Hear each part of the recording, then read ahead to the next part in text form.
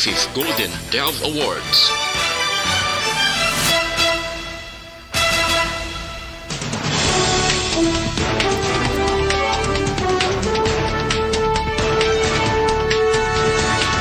Para sa mga pagulong dinalaan, una kita sa balita lokal.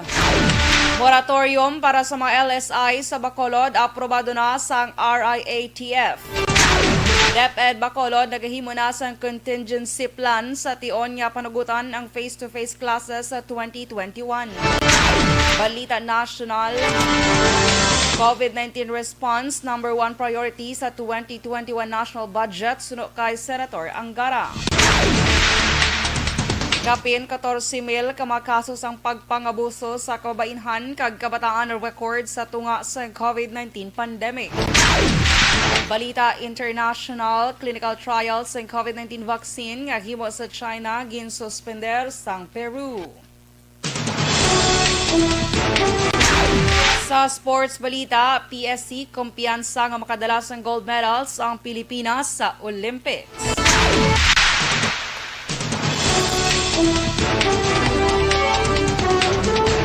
Payong aga Bacolod, may kaga Negros Occidental, kag bugos nga Western Visayas. Welcome sa pagpangalagad sa Aksyon Balita Sunday Edition. Karon nga adlaw Domingo, Desyembre 13, 2020. Ini naman si Aksyon Dorel Cabatu. Detalyes sa balita lokal pagkatapos gid lamang sila.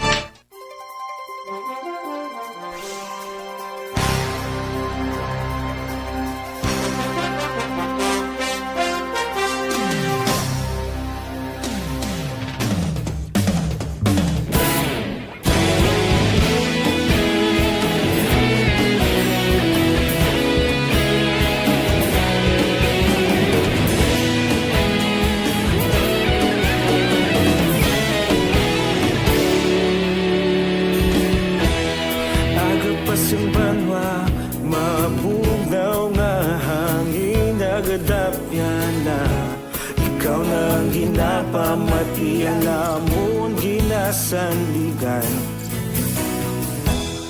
tingog sang probinsya kamatuuran ginapalap na mensahe nga may dala paglaom kag kasanag tinuig na nagligan ikaw gihapon ang ako nga istasyon sa pagbudlak sang adlaw sa pagduhaw sang biton mga balita nga dala inspirasyon Aksyon radyo Bacolod man sa gihapon padayon Aksyon radyo Bacolod saludo sa imo padayon Aksyon radyo salamat sa pagserbisyo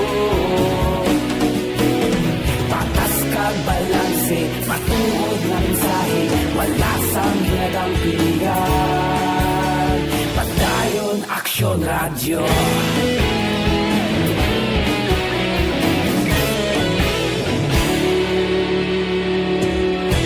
Bacolod nun kag Negros sanon inyong pamatian Istasyon nga nagapalaplag sang kamaturan Mabakod nga prinsipyo Reporter handa sa serbisyo Kahapon, karun kag sa gihapon Kita magapadayon Tinuig na nagligan Ikaw gihapon ang ako nga istasyon Sa pagbutlak sang adlaw Sa pagtuhaw sang biton Mga balita na may dala inspirasyon Aksyon radyo Bacolod man sa gihapon Padayon Aksyon radyo Bacolod saludo sa imo Padayon Aksyon radyo Salamat sa pagserbisyo patas kag balanse matuod na mensahe wala sang ginagang pilihan padayon Aksyon radyo Una sa balita, una sa aksyon sa Bacolod Aksyon Radio. Una sa balita, una sa aksyon, sa Bacolod Aksyon Radio. Ikaulog na na'y Saan anong ang kahintangan Responsable na pagbalita Pagdahil na ipalaknan Malasing pero sigurado Aksyon na may dalang pagpalanggan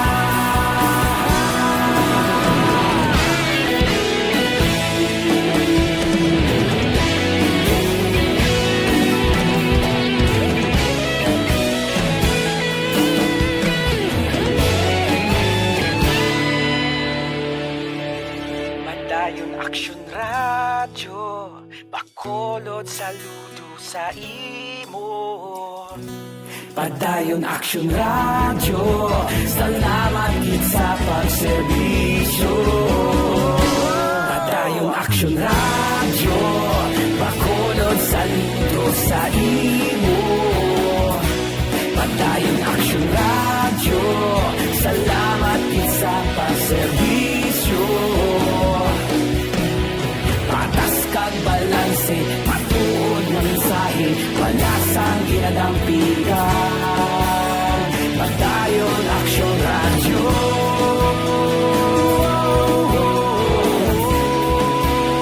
Padayon Aksyon Radyo. Sunday edition sa aksyon. Last size, Jazz Action Radio, Philippine Standard Time. Pabalik sa Aksyon Balita, Sunday edition. Detalye sa balita lokal.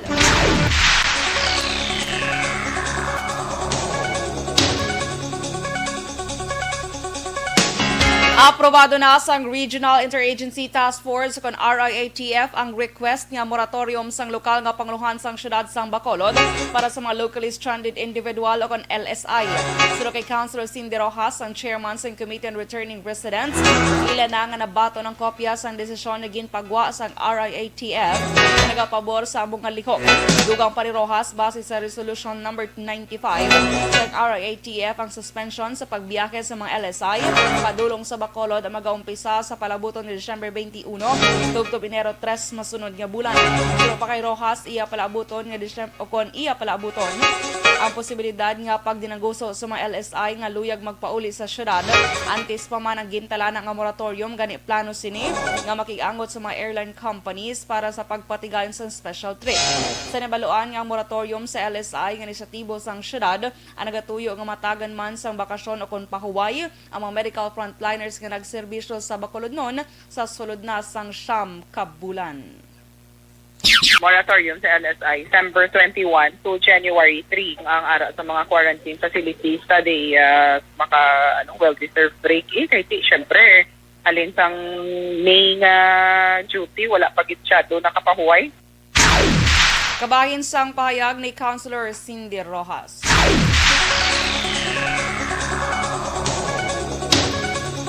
Ginahulat pa ni Councilor Israel Salanga, ang chairman sang Action Team on Returning OFWs kon ATRO, ang desisyon sang Regional Interagency Task Force angot sa apat ka adlaw nga moratorium nga gina-request sang syudad para sa mga OFW. Suno kay Salanga, mas labing maayo kung positibong aktuhan sang RIATF ang mga request agud matagan man sa oportunidad nga makapahuway ang tanan nga medical health workers kasunod sa ginaprubahan man nga moratorium para sa mga LSI. Dugang pa ni Salanga, padayon ang pagserbisyo sang iya komitiba agi sa pagsugat sa mga OFW nga padayon nga nagaabot kada gabi pagi sa sweeper flight sang mga eroplano. Base sa record sang konsehal, naglabot na sa 5,200 tanan ka mga OFW sa nakapauli sa syudad umpisa nga ginsugdan ang repatriation program sang gobyerno sa adtong Abril 28 sini nga tuig.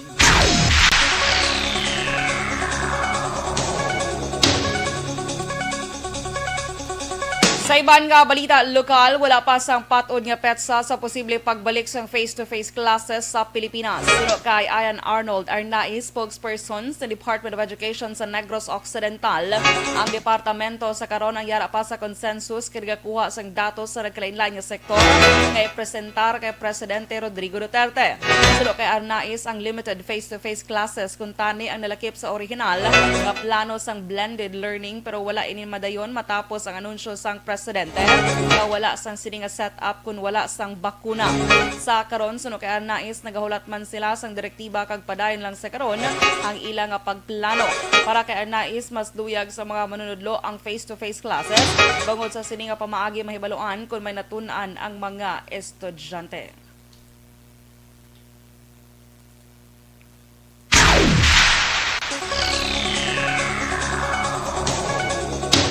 Nagahimo na sa contingency plan ng Department of Education para sa posible patigayonon nga face-to-face classes sa 2021. Sa interview sa Aksyon Hotline, ginpahayag ni Bacolod Schools Division Superintendent Dr. Gladys Amelin Sales, ginaprepara sila sa contingency plan in kaso aprobahan ni Presidente Rodrigo Duterte ang mga proposal sa ahensya. Pero kay Sales ang ginaduso nga patigayonon sa face-to-face classes ang mga graduating senior high school bagod mayara ang mga ini sa ginatawag nga practical exam sa diin dapat aktual nga makitaan sang ila manunudlo ang ila performance task. Ibaluan bulan sa Hulyo 2020 ang 21 ang target nga pagtapos ng school year 2020-2021. Ang klase sa pampublikong eskwelahan ang nag-umpisa sadtong Oktubre 5.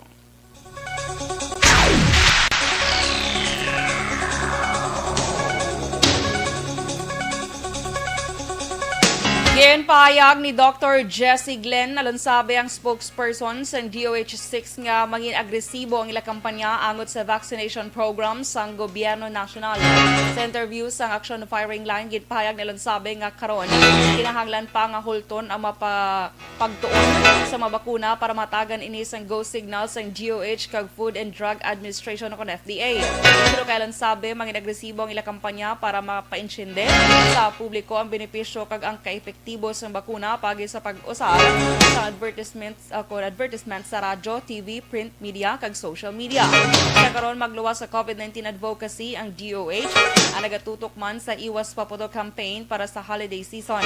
Sa libaluan ang Pfizer nga bakuna ang ginausar na sa iban nga pungsod, lakip ng United Kingdom kag ini ang emergency use authorization sa Estados Unidos kag Canada.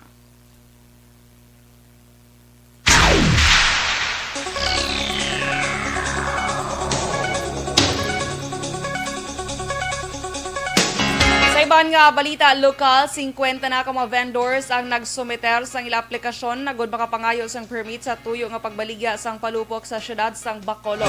Sa interview sa Action Hotline, ginpahayag ni Executive Assistant Ernie Pineda, pwede na makabaligya ang mga vendors sa tion nga makakuha na sila sa National Permit to Retail kag isunod na lamang special permit nga sarang makuha sa gobyerno lokal sang Bacolod.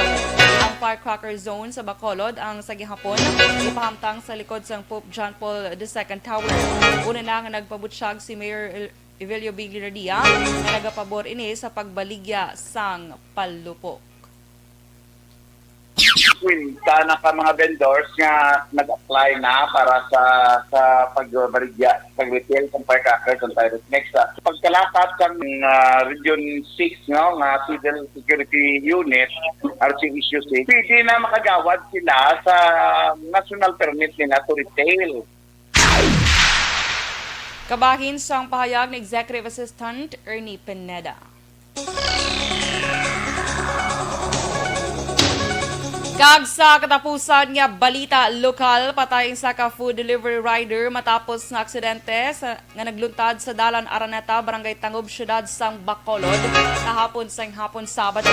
Ang biktima ang ginkilala kay Rene Caceres, 54 anyos, sang Ramilo Village, Barangay Tangob, Syudad sang Bacolod, kag pila pa lamang kaadlaw sa iya nga trabaho. Sa Police Station 8 Traffic Investigator Police Staff Sergeant Celestino Arrollado nag-overtake sa tunga sa motorsiklo kag auto si Caceres kag nagbunggo sa goma sang auto. Natumba si Caceres apang wala naman sa naagom nga pilas sa lawas. Gindala sa South Bacolod General Hospital si Caceres para sa pagbulong apang gindeklarar nga patay sang doktor matapos ginpahayag nga cardiac arrest. Ang masalakyan ang padulong sa parehas nga direksyon sa natabo ang aksidente. Ang driver sang auto ang wala pa ginhingadlan sang kapulisan apang ginkompirma ni Arrollado nga yara ini sa kustodiya sang Police Station 8. Las 6:18 Aksyon Radio Philippine Standard Time sa mga balita nasyonal. COVID-19 response, number 1 priority sa 2021 national budget, suno kay Senator Angara. Kapin 14,000 ka mga kasos ang pagpangabuso sa kababainhan kag kabataan na record sa tunga sa COVID-19 pandemic. Detalye sa Balita National pagkatapos kid lamang sini. Ang balita.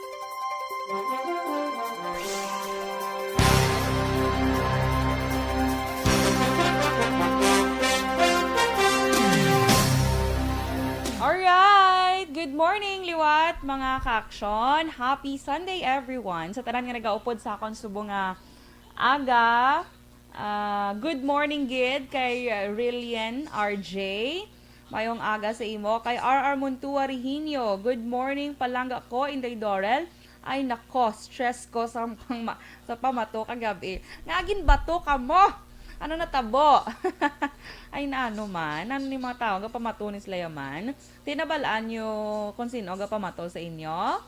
Ay naunsa man di ay. Okay, importante wala sa manaigo. Kay Mary Hope Salomon Gangoso, good morning. Manjo Arnejo, good morning man. And of course, kay Alex Montesa, morning, happy Holy Sunday. Abo, grabe sang Holy Sunday. Rodelyn Alvarez Bayabado. Good morning lang sa family ko da sa may barangay Kabagnaan, La Castellana.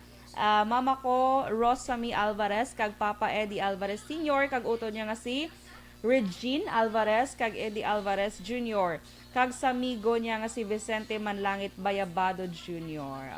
Okay. Kay Flora May Bakuli Mirasol, good morning. Kay Ann Iha Treyes Hamoles, good morning man. Priscilla Alvarez Tropeo, good morning. Have a blessed Sunday, everyone. Josette Magua de los Reyes, good morning. Giona Gion, good morning man. God bless you. Alex Monteza, Miss Energy Dorel, happy, holy, blessed Sunday. Thanks for fixing a broken heart of my FB. Oh, bongga, so fixing a broken heart ha. Kay RR Muntua, 13 dias antes ang Pasko sa gihapon, ulupod kita sa bag-o nga aga, nga may dala nga paghigugma sa isa kag isa. Ipangabuhi ang gugma upod ang mahal nga Dios. Yes, correct. Flor de Liza Barillo, good morning. Maricel Bes Marande, good morning sa imo. May lang nga pagpamati. Kay Noel Ardenio Vargas, good morning. Kay Tita Hana Gacho Peruelo, dress sa may Bago City, araman siya. Edwin Pineda, Sir Edwin, good morning sa imo. Kay Danica Romasanta, future tita ko na good morning.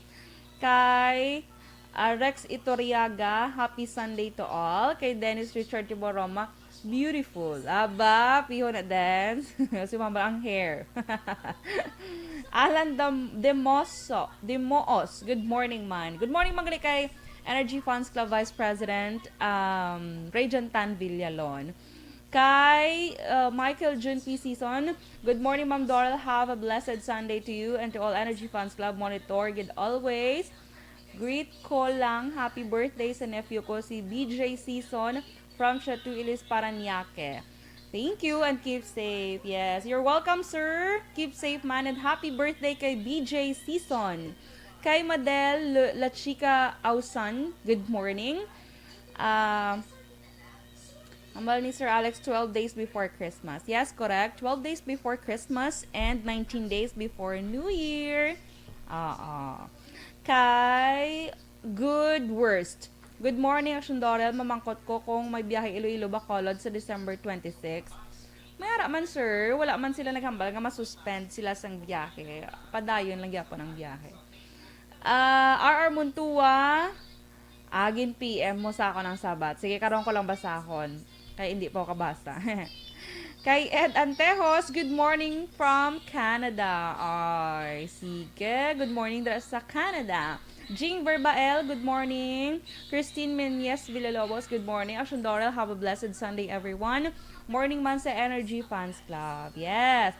Kay Ma'am Vanessa Mayo, hola, mi bonita amiga. Wow, bongga do kanya. Spanish, di ba mo na? Hola. Kay Lamayo Delphine Huligin, Family Lamayo, Araw, Vista Alegre, Manilin Amelia, Gina Julius, good morning. Sige, karon naman ng iban. Standby for Balita National.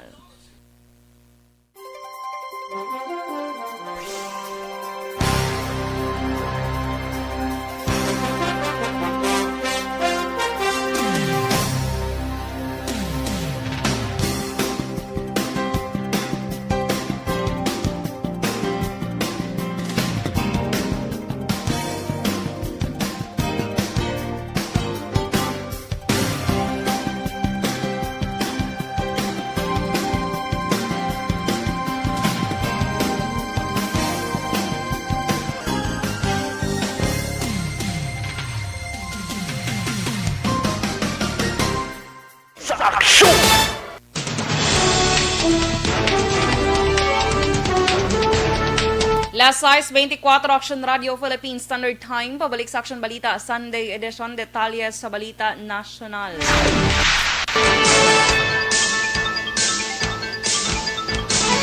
Yan pa siguro ni Senator Sani Angara nga nagapanguna sa mga prioridad sa 4.5 trilyones pesos nga national budget ang padayon nga pagresponde sa gobyerno sa pandemya dalas ang COVID-19. Sunod pa kay Angara, sigurado nga may pondo para sa pagbakal sang bakuna, testing, contact tracing, kag pagbulong sa magintapikan sang coronavirus. Ginmensyonal man sini nga kalakip man sa mga pondohan sa national budget sa masunod nga tuig ang mabago na pasar nga hagna kaangay sang doktor para sa Bayan Act, dugang nga pondo para sa National Integrated Cancer Control Act, sa pagpatuman sa Mental Health Act, kag pondo para sa Free Internet Access and Public Places Act. Gindugangan man ang pondo sa DepEd bangod sa pagtaas ng 5,000 pesos nga chalk allowance sa mga teaching personnel, amo man ang para sa National ID System, Judges at Large Act, pagtukod sa Judicial Marshal Service, Philippine Innovation Act, Philippine Space Agency, kag National Commission of Senior Citizens.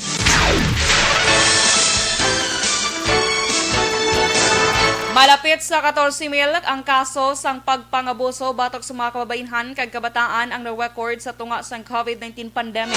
Sunod kay Philippine Commission on Women, Deputy Executive Director for Operations Christine Balmes, bayara sang 13,923 ka mga kaso ang na-report, humalin Marso 15, 2020, tugtog Nobyembre 13, 2020.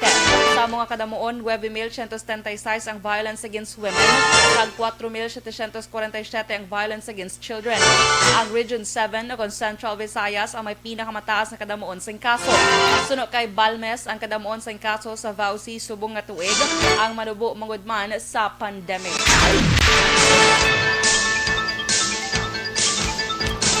Ginaduso ni Tourism Secretary Bernadette Romulo Puyat nga mangin palarehas ang mga travel protocols sa mga tourist destinations sa Pilipinas. Sunod kay Puyat, luyag sini nga mangin uniform ang travel protocols. Bangod ang kada destinasyon ang may lain-lain nga pulisa. Ang gobyerno ang unang ginhalogan ang requirement para sa domestic tourism sa tuyong ang makabangon ng industriya sa turismo. Lakip sa mga requirement ang mga negative COVID-19 test results kag travel authority documents depende sa kadtuan nga destinasyon.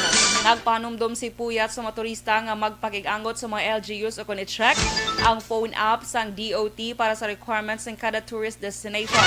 Sa karon, lakip sa mga lugar nga nagbukas para sa turismo among Ilocos Sur, Ilocos Norte, Baguio City, Bohol, Boracay, Siargao, El Nido, kag Coron, Palawan.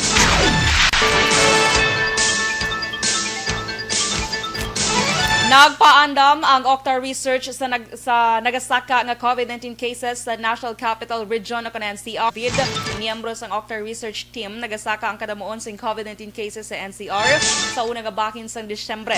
Ginpatag ni David nga nagasaka ang reproduction number sa NCR kumalin sa 0.90 sa Disyembre 1, nagsaka ini sa 0.96 sa Disyembre 10. Mas mataas ikumparar sa 0.88 nagligad nga Nobyembre. Sunod sa grupo kung mataas ang reproduction number, ini ang indikasyon nga nagalapta ang virus. Sa bahin sa DOH, ginpahayag ni Health Undersecretary Maria Rosario Vergere nga ang ahensya ang padad nga nagahatag sang pahunumdom sa publiko nga sundon ang minimum health standards.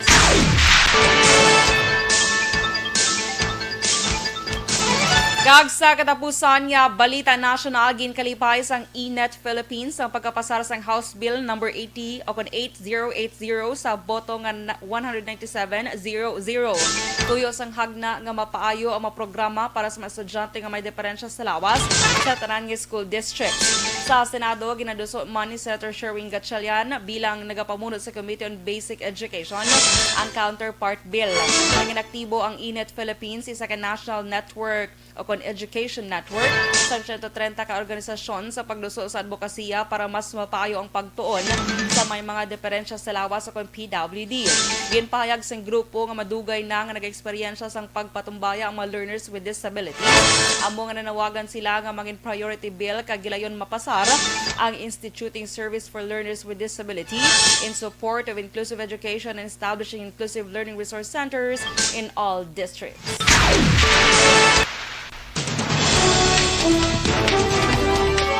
Last 6:29 Aksyon Radio Philippine Standard Time, detalye sa Balita International kag Sports, pagkatapos gid lamang sini.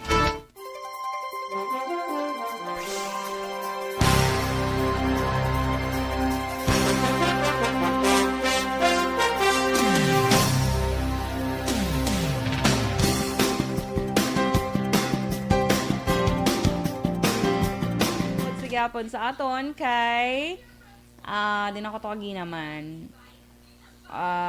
Felicar Amante, good morning from Barangay 30. Kay Rowena Hilardo Harobel, good morning sa imo. Sa pamilya niya kuno sa Bago City, family Harobel, watching from Saudi. Kay Hungko Rose, Lumanog Seva.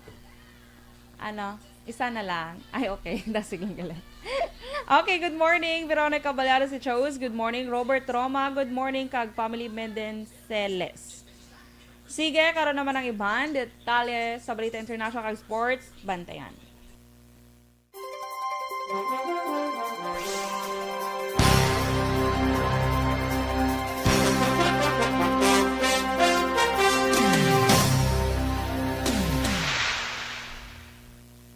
Aksyon Balita Sunday Edition. Sa Aksyon!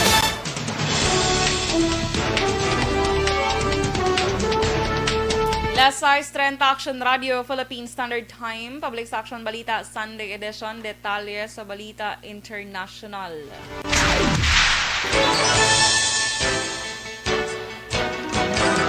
Temporaryo nga ginsuspender sang Peru ang clinical trial sa isa ka COVID-19 vaccine nga himo sang Chinese drug firm nga Sinopharm matapos makitaan sang neurological problem ang isa sa mga test volunteers. Sunod sa National Institute of Health ang sang pungsod, ginpauntat-anan nilang trial matapos nagreklamo ang isa ka volunteer na nabudlayan siya nga gihuon ng iya kamot. Ang Guillain-Barré syndrome ang isa ka tumalagsahon kag hindi makalalaton nga balatian nagaapekto sa paghulag sa mga kamot kag tiil. Natalalan akong tani nga matapos ang clinical trials ng Sinopharm vaccine sa Peru sini nga semana matapos ginpaydalom sa test ang kapin 12,000 ka mga tawo. Sa tion nga mapamatud-an nga epektibo ini batok sa COVID-19, ginapaabot nga magabakal ang Peruvian government sa 20 milyones nga doses agad mabakunahan ang mayoriya sang ila populasyon.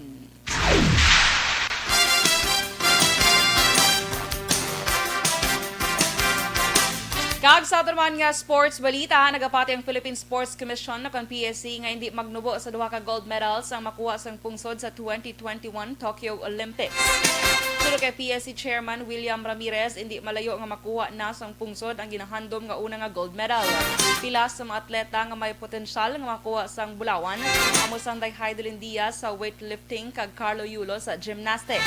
Target man sang PSC nga makadala sang yara sa 20,000 ka o 29 ka atleta para sa hampang nga mag-uumpisa sa Hulyo 23 tugto Agosto 8, 2021.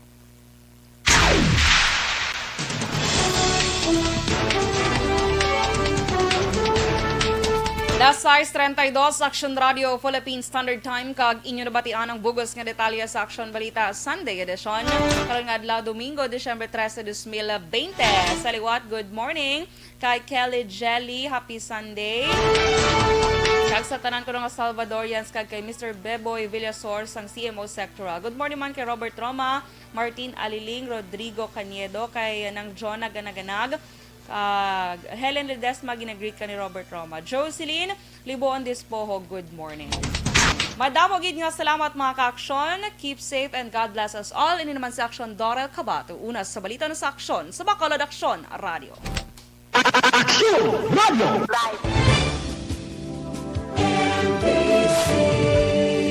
Manila Broadcasting Company.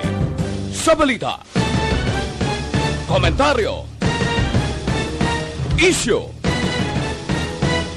serbisyo publiko. Aksyon Radio! Sa Bacolod, Aksyon Radio! Aksyon Radio!